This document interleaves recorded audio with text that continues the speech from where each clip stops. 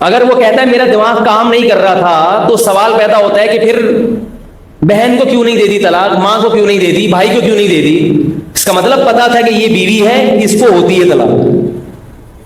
تو چاقو مار دے گا تو لگے گا کہ نہیں لگے گا, اور قصاص لیا جائے گا. ایسے ہی طلاق بھی ہو جاتی ہے. تو میں عرض کر رہا تھا کہ مسائل جو ہیں جو باقاعدہ اداروں سے فارغ ہوتے ہیں, مستند مفتی, ان سے پوچھا کرو جن کے پیچھے کوئی ادارہ ہو. یہ نہیں کہ تھوڑے دن میں کوئی بھی اٹھ کے تحقیقات عوام کے سامنے مارکیٹ میں لا رہا ہے اور لوگ پھر اس سے مسائل پوچھ رہے ہیں. جائز نہیں ہے. اگر آپ اس کو فالو کریں گے تو کل قیامت کے دن آپ سے سوال ہوگا. لوگ کہتے ہیں وہ دلیل سے بات کر رہے ہیں, ہر ایک دلیل سے بات کرتا ہے. آپ میں دلائل کو سمجھنے کی صلاحیت نہیں ہے, یہ آپ تسلیم کر لیں. اپنی جہالت کا اعتراف آج کل لوگوں سے ہوتا نہیں ہے, یہ بڑی مسئلہ ہے. ڈاکٹر کے سامنے اپنی جہالت کا اعتراف کریں گے کہ آپ معدے کے ماہر ہیں, مجھے نہیں پتا, جی آپ کو پتا ہے. ENT اسپیشلسٹ کے سامنے اعتراف کر لیں گے, ڈاکٹر صاحب آپ چاہے تو کاٹ دیں, آپریشن کر کے گردہ نکال دیں, چاہے تو نیا لگا دیں, چاہے تو ڈائلسس پہ لے آئیں, آپ زیادہ جانتے ہیں, میں تو جاہل. جہاں عالم مفتی کی بات آئے گی کوئی آدمی اپنے آپ کو جاہل تسلیم کرنے کے لیے تیار نہیں ہے. یہ بہت بڑا المیہ ہے, قرب قیامت کی علامت ہے. یہ اعجاب کل ذی رأی برأیہ, ایک روایت میں آتا ہے کہ ہر آدمی اپنی رائے کو سب سے بڑھ کر سمجھے گا. میری رائے ہے نا, وہ ویسی کوئی رائے نہیں ہے کسی کی. تو بعد میں کیا کر رہا تھا, جلدی سے موضوع کی طرف آتا ہوں. وہ مجھے یاد دلائے صدقے کے بکرے پہ میرا جو کلپ چلا ہے نا, اس پہ بہت زیادہ اعتراضات ہوئے ہیں, میں اس کی بھی ذرا وضاحت کروں گا. میں نے صدقے کے بکرے کی تو ایسی کی تیسی الحمدللہ کر دی ہے, لیکن اس پہ میری بھی ایسی کی تیسی ہو گئی ہے. بہت سے علماء کی طرف سے میرے خلاف, یعنی خلاف تو نہیں کہہ سکتے, بعض بڑے حضرات بھی ہیں, تنبیہات کے وہ لیٹر آئے ہیں. بعض نے میرے خلاف کلپ یوٹیوب پہ بنا کے ڈالے ہوئے ہیں کہ اس نے تو صدقے کے بکرے کا انکار کر دیا, حالانکہ حدیث میں آتا ہے کہ بکرا صدقہ ہوا تھا اور وہ سیری آئی تھی اور پائے آئے تھے, بکرے کے تھے وہ. تو وہ میں اس کی ذرا وضاحت کروں گا, یہ میں موضوع نہ کہیں رہ جائے. تو میں یہ عرض کر رہا ہوں کہ آپ کو جب یہ پتا ہے کہ جب میں وہاں جا کے یہ چیز حاصل کروں گا تو حاصل کرنے کے بعد بھی میرے پاس نہیں رہے گی, تو اس سے کیا پیدا ہوگا, دماغی تناؤ. تو کافر کے پاس چونکہ کوئی حقیقی مقصد نہیں ہے, یہ جو مقصد ہے نا عزت شہرت, یہ سب ختم ہو جاتے ہیں, ان کو بھی پتا ہے کہ ختم ہو جاتے ہیں. لہذا یہ ایسا مقصد نہیں ہے جس کو واقعتاً مقصود بنایا جائے, مطلوب بنایا جائے. سمجھ لیں, یہ مقصد صرف اسلام نے بتایا ہے کہ دنیا میں آنے کا بنیادی مقصد عزت شہرت دولت ہے ہی نہیں. آنے کا بنیادی مقصد کیا ہے, جنت کا حصول, اللہ کی رضا. لہذا دولت حاصل کرنے کی کوشش کی, نہیں ملی تو صبر کا ثواب ملے گا اور اللہ کی رضا ملے گی. مزے ہو گئے کہ نہیں ہو گئے؟ صحت حاصل کرنے کی کوشش کی, پھر بھی نہیں ملی تو بھی کامیاب. ایوب علیہ السلام کی تو ساری زندگی بیماری میں گزر گئی نا, یہی چیز ان کے لیے کامیابی کا ذریعہ بنی. اور اللہ نے ایوب علیہ السلام کے صبر کو قرآن میں بیان کیا, فرمایا نعم العبد, کیا خوب بندہ تھا ایوب, حالانکہ ان کی ساری زندگی دنیاوی اعتبار سے ناکامی میں گزری ہے. ایسی خطرناک موذی بیماری ایوب علیہ السلام کو لگی, پوری جوانی اس بیماری میں گزر گئی, مگر پھر بھی کیا ہوئے, ناکام ہوئے, کامیاب ہوئے, کامیاب ہوئے. میرے ایک استاذ تھے, انتقال ہو گیا, اللہ ان کی مغفرت فرمائے. حضرت مفتی رشید احمد صاحب رحمہ اللہ کے خلیفہ بھی تھے. بیمار ہو گئے جوانی میں ہی, بچے بھی تھے ان کے چھوٹے چھوٹے, الرجی تھی ان کو, نزلہ کھانسی بہت زیادہ بڑھ گئی. اتنی لمبی بیماری چلی, اور اس تکلیف میں ہم جب بھی ان کی عیادت کرنے جاتے تھے تو ان کو اپنی بیماری کا زیادہ غم نہیں تھا, اس بات کا تھا کہ پتہ نہیں میری مغفرت ہوگی کہ نہیں ہوگی اگر میں مر گیا. سمجھ رہے؟ دیکھو یہ کتنی اچھی سوچ ہے. ان کی سوچ یہ تھی کہ اگر میں ابھی صحت مند ہو بھی گیا تو کل دوبارہ لیٹوں گا بستر پہ, ہمیشہ تھوڑی چلتا پھرتا رہوں گا. بھائی اگر میں ابھی بستر پہ لیٹ گیا ہوں اور اب اگر مجھے شفا مل بھی گئی تو کب تک کے لیے ملے گی, 10 سال 15 سال 20 سال, بالآخر دوبارہ لیٹنا ہے. ایک وقت آتا ہے کہ آپ ابا جا رہے ہیں, ابا آئی سی یو روم میں, لوگوں کی کالز آتی ہے نا, مفتی صاحب دعا کریں ابا آئی سی یو روم میں, ابا کا آپریشن ہے, ڈاکٹر ہوش میں نہیں آ رہے ابا. یہ سب ہوتا ہے کہ نہیں ہوتا؟ میرا خیال ہے آپ لوگ کے ساتھ نہیں ہوگا. سب کے ساتھ ہوتا ہے بھائی. ابا کو ریڑھ کی ہڈی کا کینسر ہو گیا ہے, ابا کو کے گردے خراب ہو گئے ہیں, ابا کو جو ہے نا ہرنیا ہو گیا ہے. جب دوسروں کے اباؤں کے ساتھ ہو رہا ہے تو آپ میں اور آپ کے ساتھ نہیں ہوگا؟ ہم بھی تو ابا ہیں, اگر نہیں ہیں تو بن جائیں گے کل. ایسا نہ ہو اس چکر میں ابا ہی نہ بنے آپ کہ یار اباؤں کے ساتھ ہوتا ہے باپ بنتا ہی نہیں. تو چچا کے ساتھ ہو جائے گا. آپ چچا ہو گئے کسی کے, ماموں ہو گئے کسی کے, ابا ہو گئے تو ذرا عزت کے ساتھ علاج ہو جائے گا, بچے عزت کے ساتھ کر لیں گے علاج. لیکن لیٹنا ہے کہ نہیں ہے تھوڑے دنوں میں جا کے؟ کب تک چلتے پھرتے رہو گے, ناچتے بھاگتے رہو گے؟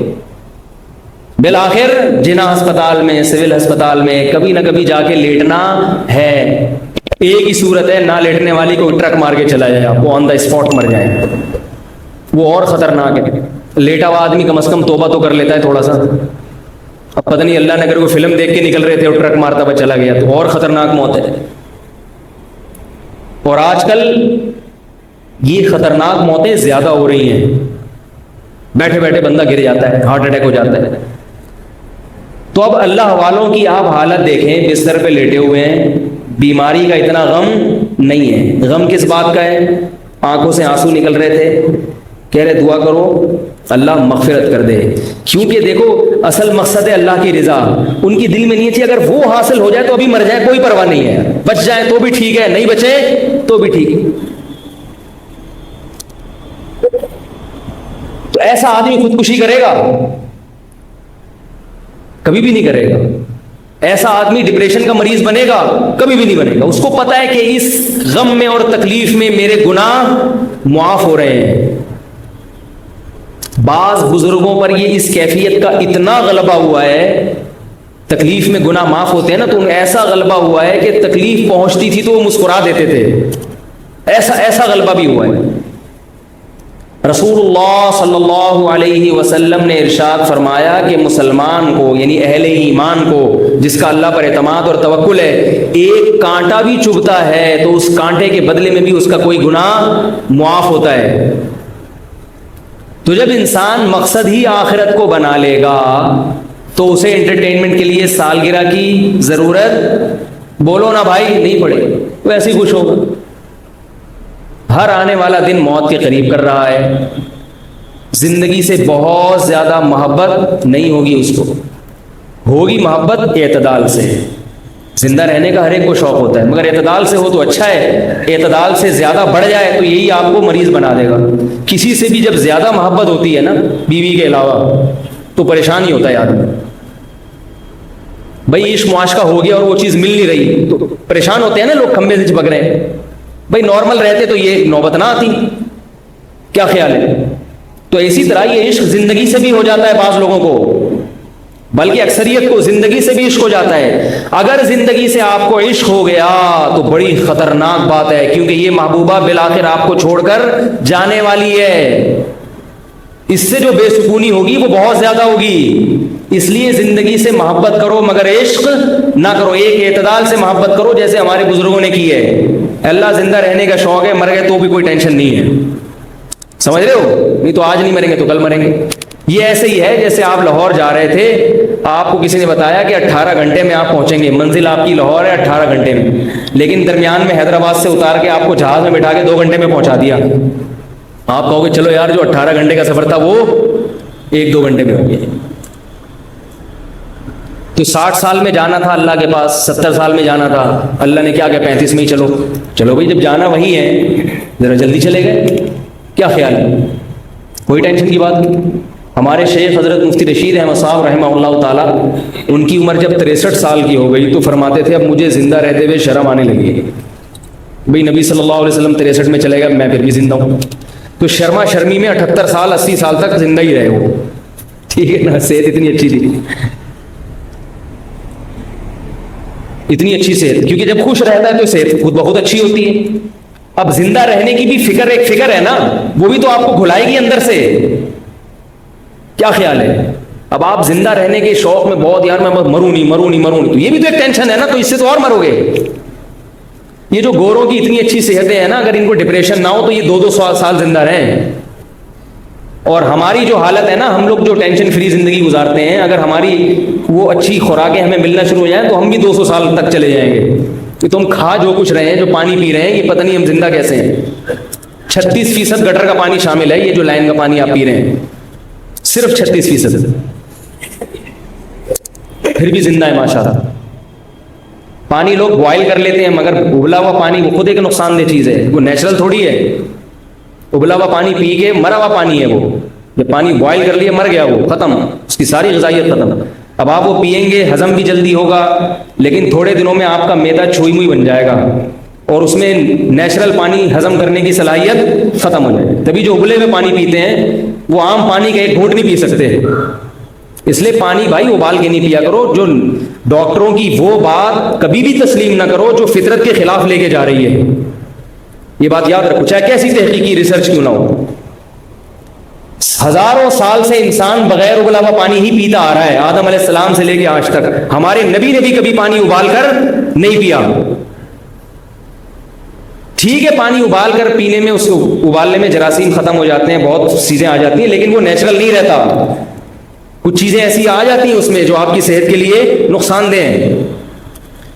لیکن مصیبت یہ ہے کہ کچا پیئیں تو 36% گٹر ہے اس میں، فلٹر کر کے پیئیں تو کچرا تو نکل جائے گا، مگر گٹر کے جراثیم تو نہیں نکلیں گے نا اس میں۔ ابال کے پیئیں تو اس کی اپنی ایک مصیبت ہے، وہ ابلا ہوا، بیمار آدمی کے لیے ابلا ہوا پانی ٹھیک ہے، بچے کے پیٹ ویٹ خراب ہو جائے یا کوئی ایسے موشن لگ جائے، کوئی نزلہ زکام بخار ہو، اس کے لیے ابلا ہوا ٹھیک ہے۔ عام نارمل آدمی بوائل پانی پیے گا نقصان ہوگا، ریزسٹنٹ پاور آپ کی ختم ہو جاتی ہے، بیماریوں کے خلاف دفاع کی قوت ختم ہو جاتی ہے۔ تو اب پھر پریشان ہے کہ پانی نہیں مل رہا ہمیں، آپ خود اندازہ لگاؤ کیا پیا، غصہ پیتے ہیں بس بیٹھ کے اور کچھ بھی نہیں۔ اور یہ جو نیسلے کا پانی ہے یا دوسری کمپنیوں کا پانی ہے، یہ تو بہت ہی نقصان دہ صحت کے لیے، اس میں منرل ڈالے جاتے ہیں آرٹیفیشل۔ آپ یہ پانی ذرا گرم کر کے پیو، آپ کو کھٹا محسوس ہوگا۔ تو اس لیے سب سے بہتر پانی وہ ہے جو لائن میں آ رہا ہے، اس کو فلٹر کر کے پی لیا کرو بس، اور 36% گٹر کو اگنور کر دو۔ کیونکہ انسان جب یہ ہوتا ہے نا، اس میں خود بخود ریزسٹنٹ پاور پیدا ہو جاتی ہے، جس علاقے میں کا پانی پیے گا تھوڑے دنوں میں اسی کا عادی ہو جائے گا۔ تو اس کے علاوہ اور میں نے بہت اس پانی پہ تحقیق کی ہے، بہت لوگوں سے ملا ہوں کہ پانی کون سا پیے۔ ہر پانی میں گڑبڑ ہے۔ یہ جو بازار کا پانی پیکنگ کا آ رہا ہے، یہ تو تباہ کر رہا ہے آپ کی ہڈیوں کو، آپ کے بال کو سفید کر رہا ہے۔ یہ وقت سے پہلے یہ جو پیکنگ کے پانی آ رہے ہیں نا، سیل پیک پانی، کوئی کسی بھی کمپنی کا ہو، سب بیکار ہے۔ تو سب سے اچھا پانی وہی ہے جو بارش کا پانی برستا ہے، ہب ڈیم میں آتا ہے، کتے نہاتے ہیں، بلیاں نہاتی ہیں اس میں، اور پھر وہ لائن پہ چلتا ہے تو قدرتی نا، پھر وہ گورنمنٹ اس کو فلٹر کرتی ہے۔ ایسا نہیں ہوتی گورنمنٹ، ایسے اتنی بھی نالائق گورنمنٹ نہیں ہے، اس کو ریت بجری میں فلٹر کر کے تھوڑی سی کلورین ملاتی ہے، جراثیم مر جاتے ہیں، پھر وہ لائنوں میں آتا ہے۔ تو اس میں جو لائنوں کے اندر جو بلی اور کتے اور چوہے ہیں، ان کو چھاننے کے لیے آپ اپنے گھر میں کیا لگا لو، ایک فلٹر لگا لو، تاکہ ریت کچرا چھن جائے بس۔ اس کے علاوہ کوئی اور پانی پینے کی چندہ ضرورت نہیں ہے، یہی ہے۔ یا بورنگ کا اگر میٹھا پانی نکل آئے تو سبحان اللہ، بورنگ کا پانی کسی اگر میٹھا نکل آئے تو اس سے بہتر تو کوئی پانی ہے نہیں، لیکن ہمارے یہاں بورنگ کا میٹھا ہوتا نہیں۔ خیر، بات کہاں سے کہاں چلی گئی جی؟ ہاں وہ میں بتاتا ہوں ابھی۔ تو یہ بات خوب یاد رکھیں کہ وہ لوگ نا انٹرٹینمنٹ کے لیے ان کو کچھ نہ کچھ چاہیے خوشی کے لیے، لہذا وہ سالگرہ بھی منائیں گے، نئے سال پہ مبارکباد بھی دیں گے، ہیپی نیو ایئر بھی کریں گے، کوئی ایسے کام جس کی کوئی لاجک نہیں بنتی ہوگی، تھوڑا ادھر ناچ لو، تھوڑا یوں کر لو، بالوں کے فیشن بنائیں گے، وہ کہیں گے یہ والا اسٹائل تو اب دیکھ لیا یار، ساری دنیا کو پتا ہے۔ ہم دیکھو بچپن سے میں ایسے بال رکھتا آ رہا ہوں، پٹے والے، یہاں سب علماء کو ہم نے ایسے ہی دیکھے، ایک ہی اسٹائل کے بال ہوتے ہیں، اسی میں خوش رہتے ہیں وہ۔ لیکن نوجوان نسل کو دیکھو، آج یہ والا پف بنا کے آیا ہوا ہوگا، 2 دن میں دل بھر جائے گا اس کا، پھر یہاں یہ والی سائڈ کی مانگ نکالے گا، پھر یہ والی مانگ نکالے گا، پھر گھنگریالے کر کے آ جائے گا، پھر جیسے وہ جنگلی چوہے کے کانٹے ہوتے ہیں ایسے بال بنا۔ یہ بے سکونی کی علامت ہے کہ اس آدمی کا دل اندر سے سکون میں نہیں ہے۔ اگر سکون میں ہوتا، تمیز سے ایک جیسے بال بناتا، ایک جیسا فیشن کرتا، ہنسی خوشی زندگی گزار کے دنیا سے چلا جاتا۔ کہ سکون نہیں ہے، تبھی تو کبھی یہاں تک شرٹ کھینچی ہوئی کمر نظر آ جائے، عجیب عجیب فیشن آ رہے ہیں، کمر دکھا رہے ہیں اپنی بھائی، کبھی کیا کر رہا ہے، کبھی کیا کر رہا ہے۔ خواتین بھی یہی کر رہی ہیں، نئے نئے فیشن۔ یہ خدا کی قسم، میرے شیخ مفتی رشید احمد صاحب کہا کرتے تھے کہ جب انسان گناہ کرتا ہے، سب سے پہلا عذاب جو اللہ کی طرف سے اس پر آتا ہے وہ یہ کہ اس کے دل کا اللہ سکون چھین لیتے ہیں، دل کا سکون چھین لیتے ہیں۔ اس کو پھر ان چیزوں میں سکون تلاش کرتا ہے مگر ملتا نہیں ہے۔ یہ لوگ فیشن تو بہت اختیار کرتے ہیں مگر اس فیشن سے پھر بھی ان کے چہرے پہ نور نہیں آتا، نور نہیں آتا۔ مائیکل جیکسن کے چہرے پہ نور تھا، کیسا عجیب چپڑا ہوا چہرہ تھا اس کا، حالانکہ کتنی ڈسٹمپر کے ڈبے خالی کیے ہوں گے اس نے اس کو بنانے کے لیے، اور فشنگ اور فشل اور پتہ نہیں کیا کیا، پھر بھی عجیب سا